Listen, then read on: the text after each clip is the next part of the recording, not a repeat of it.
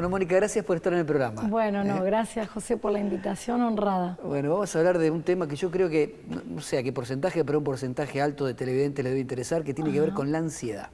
Bien. ¿Estamos más ansiosos que antes? Bueno, ¿Es un problema que ahora es como que se ha agravado? primero como me gusta explicar es que la ansiedad es una emoción básica humana. Ajá. Es decir, no podemos vivir sin ansiedad. La tenemos. Exacto, porque la ansiedad es lo que nos permite adaptarnos a una situación nueva o de cambio o a una situación que implica amenaza o peligro. Es decir, yo de estar en mi casa, venir acá para grabar este programa, del cual te agradezco la invitación, tiene que sí o sí activarse la respuesta a ansiedad para hacer una adaptación a la nueva situación, ¿no? Para estar preparada. Exactamente, porque si no uno vendría sin prepararse, sin leer, sin recordar, sin... Es decir, la ansiedad es una emoción que estamos biológicamente los seres humanos preparados para responder con ansiedad. Perdón, cuando respondemos con ansiedad frente a situaciones como esta, cualquier otra... Nueva, de cambio o que implique amenaza o peligro. Es muy importante advertir ese detalle porque nuevas o de cambio permanentemente en el día, cuando pasamos de un rol a otro en la vida cotidiana o en la historia de la vida. Cuando, por ejemplo, una persona pasa del secundario a la universidad, o cuando una familia está estable y hay un momento de irrupción por algún tipo de duelo, pérdida, ruptura. Entonces, es decir, cualquier situación nueva o de cambio, luego de vivirla, va a desencadenar la respuesta de ansiedad para poder adaptarnos a eso. No quiere decir que necesariamente haya una amenaza, algo que acecha, sino que un cambio también lo genera. ¿Eso es porque el cerebro libera algo en especial? Absolutamente, hay una base. Fíjate qué interesante que se conoce el circuito de la ansiedad neurobiológicamente, como yo me acuerdo cuando estudiaba medicina en primer año, yo estudiaba la anatomía del aparato gastrointestinal, del aparato cardiovascular, y vos sabés que ahora podemos realmente ver la anatomía, cómo es la biología del sistema de la ansiedad en el cerebro. Hay núcleos cerebrales, hay toda una zona que se llama cerebro límbico o emocional, que es el que justamente está destinado, más los lóbulos prefrontales, a lo que es, por ejemplo, esta respuesta a la emoción humana básica, que es ansiedad. Por lo tanto, a la respuesta a tu primer pregunta, sí es verdad que la ansiedad es una emoción humana primigesta, digamos, básica, fundamental para adaptación, para protección ante amenaza o peligro, pero por supuesto con el paso del tiempo, si vos me decís en la actualidad, ha aumentado el nivel de ansiedad. ¿Por qué? Primero, porque probablemente ha aumentado también nuestra vulnerabilidad biológica, si lo que uno trae en su constitución genética en cuanto a la personalidad ansiosa, y también lo que ha cambiado es la historia personal de un sujeto a lo largo de la vida, va cambiando ese modelado porque ha ido cambiando lo social en cuanto a cuestiones que son tan importantes como de estabilidad y piso de seguridad, como puede ser instituciones, llámese familias, llámese escuelas, iglesias, ¿Tenemos o sentimos más presiones que antes? Y además tenemos ese tercer factor, que son los factores ansiógenos de lo social. Es decir, hoy también el avance de la tecnología, el tipo de respuesta que uno permanentemente tiene que estar dando, como también la información es agigantada permanentemente, bueno, también hace que la respuesta de ansiedad, imagínate si la noticia o la información en cualquier ámbito de la ciencia, inclusive llamémosle de la medicina, de la neurociencia, cambia permanentemente, ansiedad permanentemente te va a pasar porque vos tenés que ir adaptándote a esa nueva información. Con varias cosas a la vez, inevitablemente. ¿En qué momento esa ansiedad deja de ser algo normal y se transforma en algo disfuncional? ¿Cómo nos damos cuenta y en qué caso se produce? ¿Por qué? Sí, fundamentalmente me gustaría distinguir, explicar que tenés que darte cuenta de ciertos elementos. Uno de ellos es que esos síntomas de ansiedad o esas manifestaciones de ansiedad están interrumpiendo el desarrollo de tu vida cotidiana. Vamos a poner ejemplos de un estudiante en una carrera. está bueno que cuando vaya a rendir un examen haya ansiedad. ¿Por qué? Porque eso te permite estudiar, prepararte, ir y rendir. Ahora, sí, del nivel de ansiedad tan alto que aparece, y cuando digo ansiedad, no solamente estoy diciendo síntomas que pueden aparecer en el cuerpo, en este caso, taquicardia, palpitaciones, ruborización, temblores, y también síntomas como el pensamiento, ¿no? La anticipación del examen, y si me toca la peor bolilla, el peor profesor, lo que yo no sé, bueno, hace que la persona evite.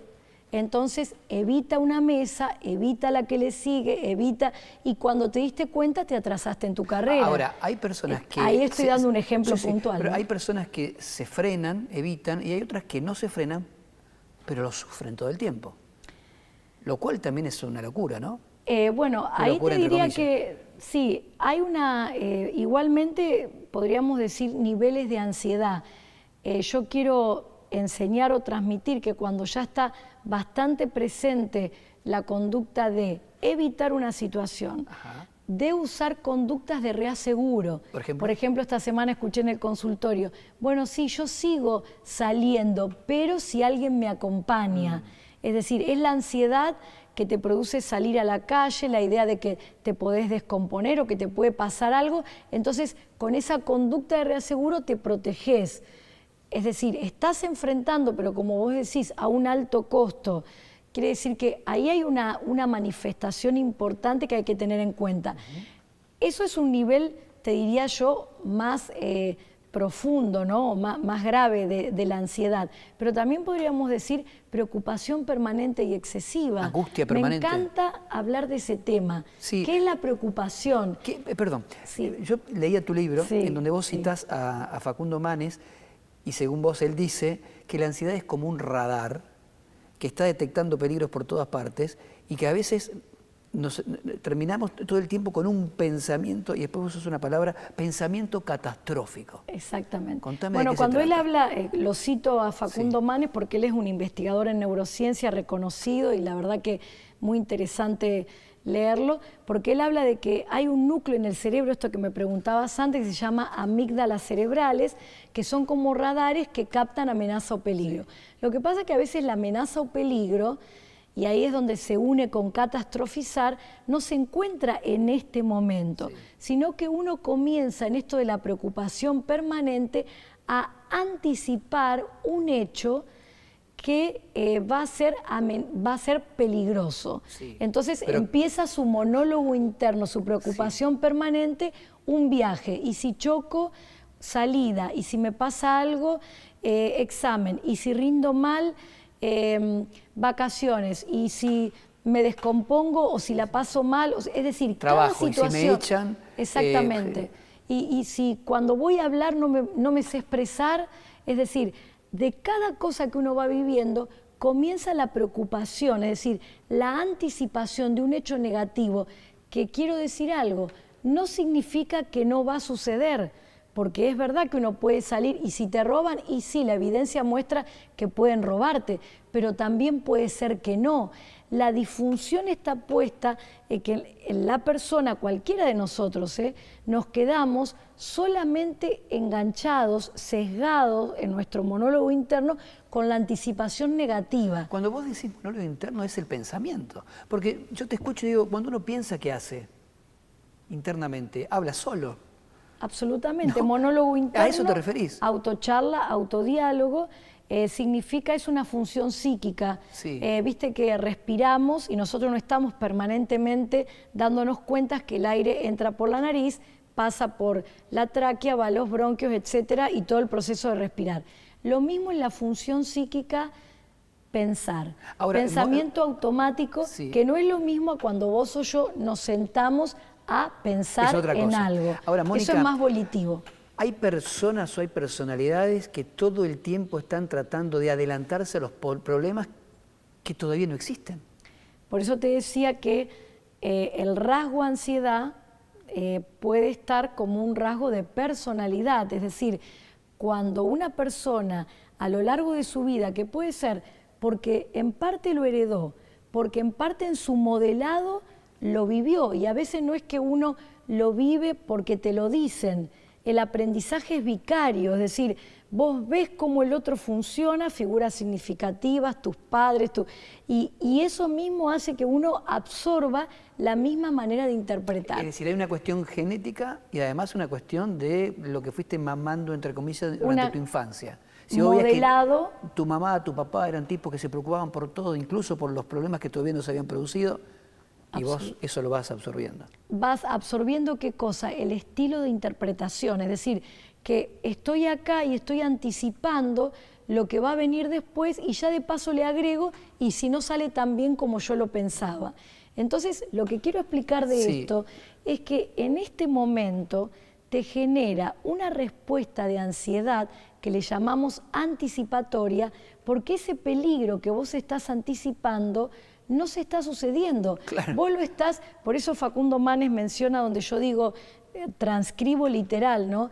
El radar, que es el que capta peligro, pero él habla de los lóbulos prefrontales y la capacidad de anticipar, es decir, vos te haces una imagen de que algo malo va a suceder, lo vivís como si lo estarías viviendo, pero no lo estás viviendo. Claro, pero el desgaste lo tenés igual. Absolutamente, esa ansiedad es una ansiedad sin objeto, te produce tensión sin objeto porque no lo estás viviendo, no estás descargando ahí la tensión, entonces se produce, bueno, el objeto, el cuerpo, tensión muscular, contracturas musculares, agotamiento psicofísico y bueno, todo lo que conlleva... todo está, al menos hasta que el problema aparezca, está acá.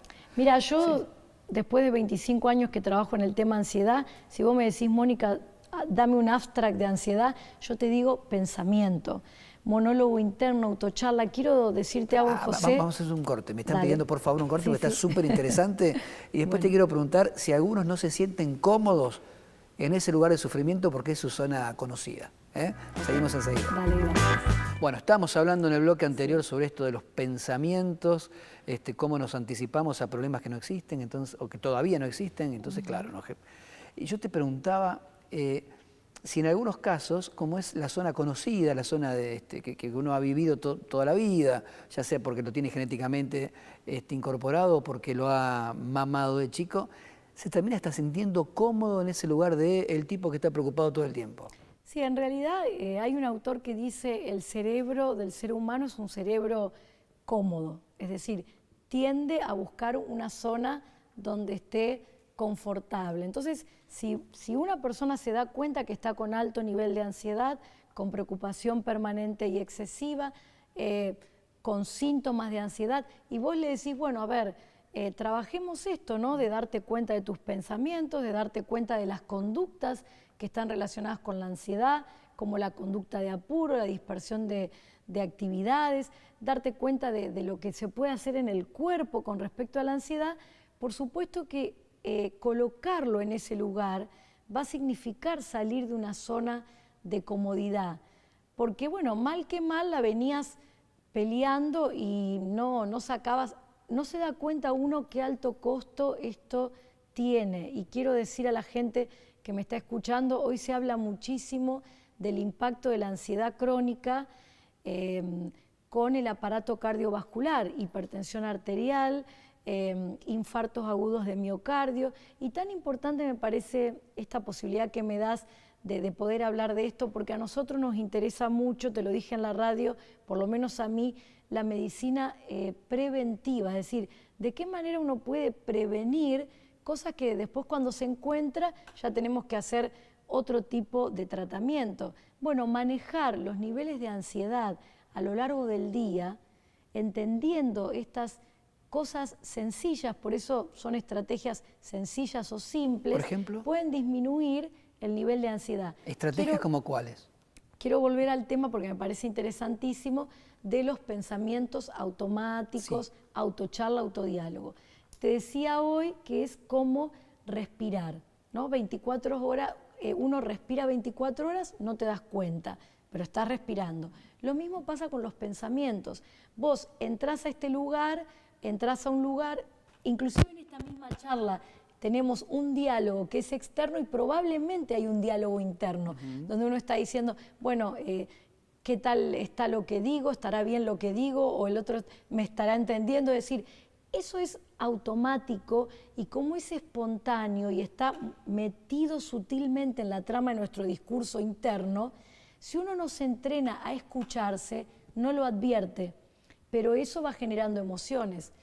Una persona está en la casa y está pensando, ¿y si mi hijo no llega? ¿Y si no llega a horario? Uy, mire, mi esposo me dijo que llegaba a tal hora y no está llegando. ¿Y si le pasó algo? Y empieza a tener síntomas de ansiedad y la persona empieza a desesperarse con los síntomas, quizá, ¿no? Que se pone con sensación de falta de aire o taquicardia o inquieta, empieza a moverse de acá para allá y no se pone no se advierte, bueno, a ver, espera un poquito. ¿Qué estoy pensando en este momento? ¿Qué estoy haciendo? Estoy pensando que, no sé, mi esposo se está tardando media hora y si le pasó algo. Yo me preguntaría o me decís, ¿qué? ¿No? Bueno, uno dice, bueno, primero darte cuenta, empezar a escucharte en ese monólogo interno, saber que existe, saber que estás pensando permanentemente y que eso te va generando emociones. Y una vez que te escuchás, aprender a cuestionarlo. Por ejemplo, bueno, a ver, ¿qué otras alternativas posibles hay? Esto que te decía hoy, ¿no? Es verdad que puede pasar algo negativo, no es que estoy diciendo la vida es bella, todo es ideal. Seguro, No, realista. Pero si vos estás diciendo, y si algo le pasó, automáticamente vos podrías decir, bueno, ¿qué tal si no pasó nada negativo? Darte permiso para pensar que la cosa no puede no ser tan mala. Exactamente, o a su vez decir, ¿qué evidencia tengo? Imagínate, una persona que tiene una tendencia a anticipar catastróficamente, muchas veces ha dicho, uy, y si llega tarde, seguro que le pasó algo. Ahora, ¿cuántas veces de las que dijiste que le pasó algo, luego le pasó? Te vas a dar cuenta que es la minoría de las veces, y no decir cero. Mónica, uno cree que estos son solo cuestiones que afectan a tu pensamiento y a tus estados de ánimo, pero te afecta físicamente también, y algo de esto dijiste recién, ¿no? En el cuerpo. Físicamente, en primera medida, la respuesta a ansiedad libera así al organismo cortisol, noradrenalina, se producen un montón de síntomas. Con el paso del tiempo, cuando se estabiliza, bueno, puede haber enfermedades que por ahí se las llama psicosomáticas, en el sentido de que el aspecto psicógeno, esto que estamos hablando, ansiedad, afecta al cuerpo, como pueden ser gastritis, cefaleas, dolores de cabeza, esto te lo decía, por la escala de tensión muscular, contracturas musculares, agotamiento del músculo y dolores de cabeza. He hablado de problemas cardíacos. Colon irritable, problemas, hay muchos gastroenterólogos que reciben consulta de colon irritable y bueno, hay un componente psicógeno que es importante y creo que hay que tenerlo en cuenta. Cuando uno llega a un estado como el que vos describís, sin hablar de grandes patologías, ni mucho menos, ¿no? Pero, ¿cómo se sale? ¿Solo conociéndose a sí mismo, con terapia, con medicación, con ninguna de las tres, con las tres juntas, con algunas de ellas? Bueno, creo que depende también del grado de ansiedad, en qué nivel estás. Fíjate la lógica, si estamos diciendo que la ansiedad tiene un componente biológico porque nuestro cerebro está preparado para responder con ansiedad y a su vez tiene un componente en los pensamientos, en las conductas, si uno quiere pensar en abordaje, tiene que trabajar todos esos elementos. A veces la gente dice, no, fíjate lo que te da tal persona o la medicación que tomás o el psiquiatra medica, dopa. Yo siempre digo, estos mitos que andan dando vuelta al psiquiatra, me hago responsable, hay estadísticas mundiales que lo dicen, somos los mismos psiquiatras los responsables porque no salimos a dar cuenta de que estas cosas, estos tratamientos, tienen protocolos internacionales que no los invento yo ni ningún psiquiatra.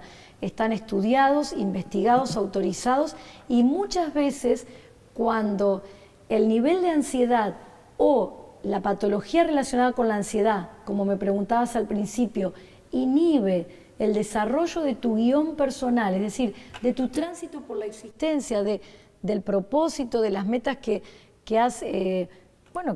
propones para tu vida y también afectan las relaciones interpersonales, sí o sí requerís un tratamiento. Parte de ese tratamiento muchas veces es biológico. Investigado, José, hay mucho. ¿Biológico qué quiere decir? psicofarmacológico, tratamiento médico. Recordá que el psiquiatra primero es médico, luego es psiquiatra. Es decir, es como una especialidad, es una especialidad, como cardiólogo, pediatra, es decir, primero médico, entonces es un tratamiento biológico que, vuelvo a repetirte, tiene protocolo, tiene un inicio, tiene un final, tiene una forma que uno lo va evolucionando. Y luego, por supuesto, el tratamiento psicógeno, porque hay aspectos del pensamiento, hay aspectos de la conducta que también tenemos que trabajar. Y no quiero volver a un tema que me dijiste, la repercusión en lo orgánico. Hay algo que la gente se queja mucho y es la alteración de la memoria, ¿no? Entonces dicen, lo que pasa es que voy perdiendo la memoria, y a veces vos tenés consulta de mujeres entre, yo por al menos 45, 55 años, que dicen, cada vez estoy con menos memoria. Doctora, ¿no tendré Alzheimer? Y esto que te decía, ¿no? Como la ansiedad produce una alteración en la atención, se produce una dispersión de la atención, entonces al estar menos atento, que es el primer escalón de la memoria, fijás menos, entonces después tenés poco para evocar. Entonces, ¿qué pasa? Uno dice, uy, no me acuerdo. Entonces, no te acordás no porque estás desarrollando una enfermedad grave, como puede ser que la desarrolles, hay posibilidades, en tal caso mucho más adelante. Te impidió estar atento. Exactamente, sino que si en este momento, por eso hay una frase que siempre repito que dice, la esencia de la concentración es estar presente en esto que estoy haciendo. Si vos estás presente en esto que estoy haciendo, entonces cuando coloques la llave acá, vas a estar diciendo, coloqué la llave en este lugar. Entonces cuando después salís de tu casa y perdés 5 minutos buscando la llave, qué mal que estoy de la memoria. No, no es que estás mal de la memoria, es que cuando dejaste la llave ahí, estabas pensando en los problemas que en lo último que te pasó en tu trabajo, en lo que va a venir más adelante, en el problema que tenés con tu familia, y sí, por supuesto que eso va a disminuir la atención. Como se dice, vivir el presente memoria. es fundamental, es verdad, ¿no? Absolutamente. Se me terminó el programa, me queda un minuto, pero ayuda en algo, no sé, esto de... muchos hablan de la meditación, por ejemplo, meditación, la fe, la religión, creer en algo, tratar de estar aquí, ahora, más allá de lo biológico y de lo psicológico, lo espiritual. Mira, la palabra preocupación y la palabra meditación son palabras que en su origen son similares, ¿no? Musilar puede ser es otra vez lo mismo, ¿no? Monólogo interno. El tema es el contenido de eso, claro. El contenido de la preocupación, generalmente un pensamiento que te genera angustia, ansiedad. El contenido de la meditación, bueno, es trabajar el pensamiento hacia otros rumbos. Por supuesto que la psiquiatría hoy abre todo un capítulo interesante que a mí me apasiona, que es el de la psiquiatría y la espiritualidad. La espiritualidad. Esa dimensión de lo no tangible, cuando hablamos del cuerpo, bueno, lo podemos medir, yo te puedo dosar la glucemia, te puedo pedir una radiografía de tórax y ver tus pulmones, el tamaño del corazón y así un montón de cosas. Hay un campo de lo no tangible en la constitución del ser humano que es todo esto de la dimensión espiritual, y por supuesto desarrollarla es un aspecto más. Cada uno verá también de acuerdo a su historia en eso. Yo en lo personal trabajo mucho en lo que es la fe, la espiritualidad desde ese lugar, y bueno, y creo que sí, yo animo a las personas a que, animo a las personas a esto, que es posible enfrentar la ansiedad, que consideren temas como el siguiente: la ansiedad puesta en el cuerpo, la ansiedad y los pensamientos, la ansiedad y las conductas cotidianas, y también el recurso de la espiritualidad en esto. Y te quiero pasar un pequeño chivo, se terminó el programa, sí, ya. Donde quiero invitarlos. Salvador del Carril 1428 coordina un equipo que se llama Centro Luz y Vida, donde tratamos de trabajar a través de grupos estos temas. Es libre y gratuito, y hay un punto de encuentro que es los domingos, 19 horas, Buenísimo. Desde estas distintas dimensiones. Mónica, muchísimas gracias, un placer. Agradecida, y para mí un placer estar con vos.